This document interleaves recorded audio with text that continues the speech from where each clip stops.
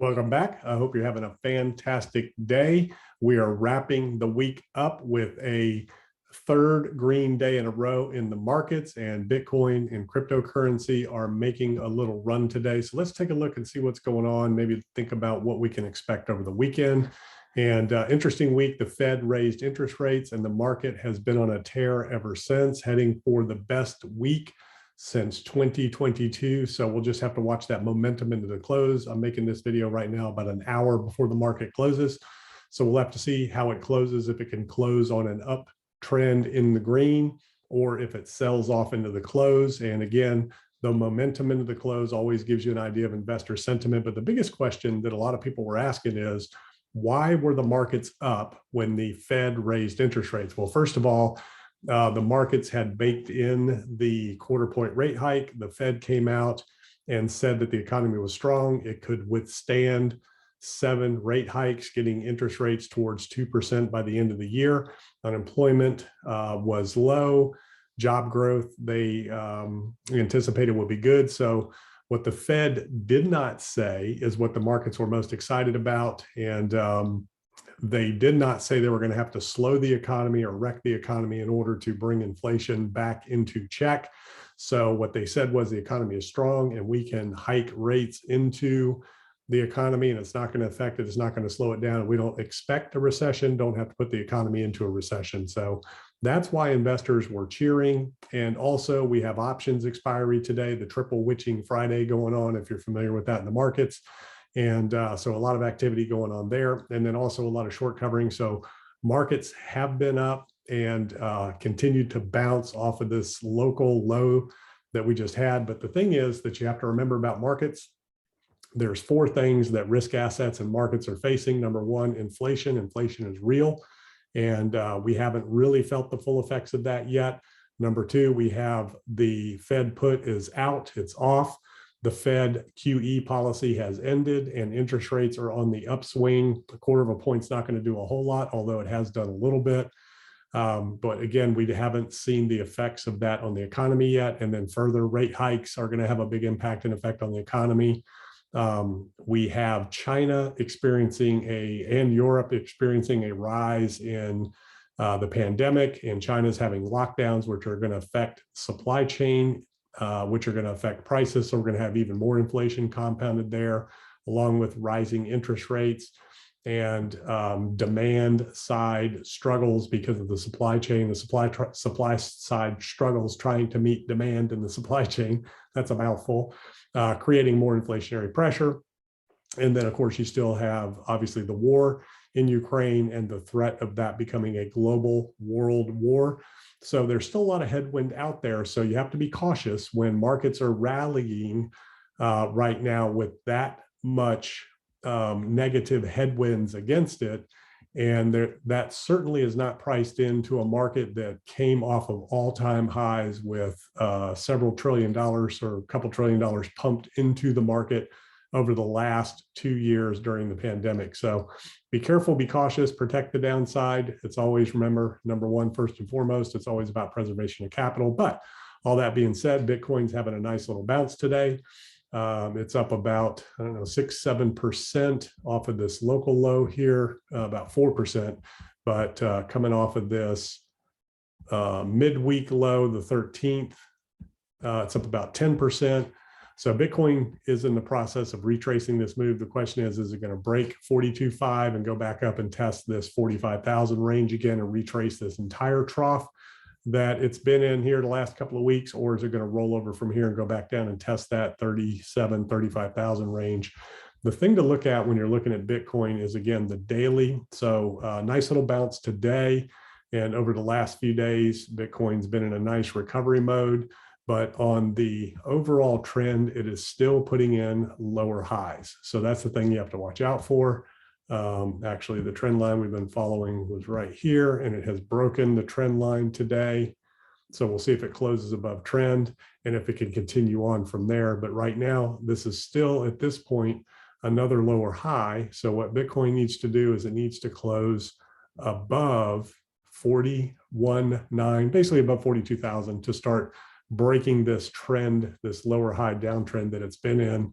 Even off of that trend line there, your last high was at 40, 40, well, this wick high, but closing was at 44,696, and then down to 44, and then dropping down to 42, and then 41.5. So 42 is the next level to break, and then you're looking at that 44, 45 level.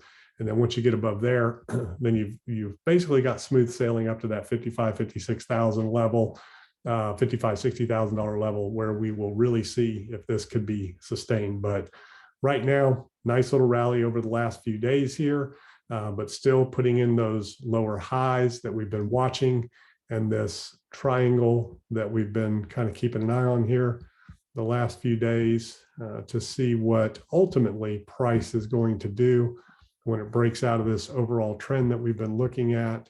I'm tracking the closes. So this is your upper trend line that Bitcoin would need to break and then turn into support, something like this for continuation. So looking something like that, break this, come back, check it, and then kind of continue on for that uptrend is ultimately what you're looking for continuation. So in this range, price could get up to, again, that 42,000 level. If it rejects at the top of this, then potential would be price could come up here. Well, let's get rid of this right here. Working on my artwork here. So price could come up here, check the top of that triangle, run back down, check the bottom of it, bounce, and then break through, and then go on down for a little bit more, and then test that $35,000 level. And that's where you would potentially see a bounce and then possible continuation from there. And test that $35,000 low one more time for that double bottom. We have not put in, Bitcoin has not put in a bottom check of that $35,000 level that we were looking at before the war broke out to look for further continuation there. So that is kind of the trend line, rising wedge, pennant, flag, whatever you want to call it. Anything but a channel. It's not a channel. It's more of a flag and a pennant, kind of looking at that. So those are the areas that I'm tracking for Bitcoin right now in terms of possible continuation or possible downside to back check that $35,000 low. Ethereum's been on a bit more of a steady run here the last few days, kind of doing the same thing. It's in the same pattern of lower highs, same kind of angle. It's broken through right there. And bottom of the channel, bottom of that pennant triangle right here.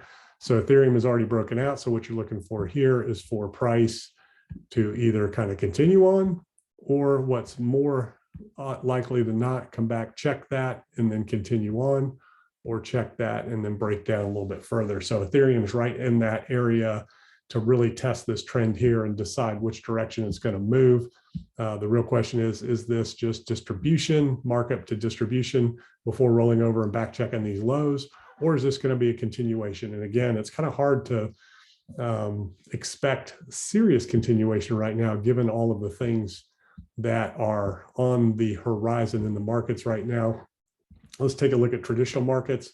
And this is the Dow Jones here that we're looking at. And this is a fractal here that was taken from the 2008, 2009 bear market capitulation downtrend. And as you can see, it starts in this area, and you get these bounces, kind of like we're getting right now. You get these drops, big bounce, drop, big bounce, and it kind of works like that all the way down until you get that final capitulation. And this little fractal was pulled from 2009, and kind of, I'm not saying or projecting it's going to potentially go that low. This was a banking failure, banking crisis, but just overall looking at bear market structures and how they work. And if you go back to 2009, that was really the last big bear market. The pandemic was, a little bit different. This was a banking crisis here where that ultimate capitulation, but the sell-off started here. Market hit all-time high and dropped, and just kind of gets these little bounces as it goes along. So that's what bear market structure kind of looks like. On the S&P, kind of the same thing, same fractal here, taken from 2008, 2009. And you can see price has big bounces along the way as it sells off. Typically, it doesn't go down in a straight line. It kind of rolls over, bounces, works its way back. That was the big banking crisis capitulation. Just like in March 2020 with the pandemic capitulation, that was just straight off a cliff there versus more of rolling over with several bounces in terms of what a traditional bear market would look like. In the traditional finance markets. The other thing to keep an eye on is with rising interest rates is with the housing market. And it's already starting to have its effect on the refinance market. A lot of applications for the refinance market has slowed down and almost come to a screeching halt, even though interest rates are only, just now getting over 4% for a 30-year fixed rate mortgage. 4% is the number that starts to affect the markets. Kind of like if you look back at September of 2018, that's the last time the Fed raised interest rates, and rates got over 4% back up to 5%, and the real estate market just kind of stopped. And of course, falls a little bit slower. Markets are all different. They're very hyper local, very different demand side cycle, supply side cycle this time than there was last time. But as we can see, home sales fell more than expected in February as mortgage rates rose and supply remained tight. So very unique situation this time compared to any time in the past, even back 2018, 2019, and even back in 2008 and 9 when we've had hiccups in the housing market. Interest rates affect affordability. As interest rates go up, the cost of the payment goes up and your purchasing power drops.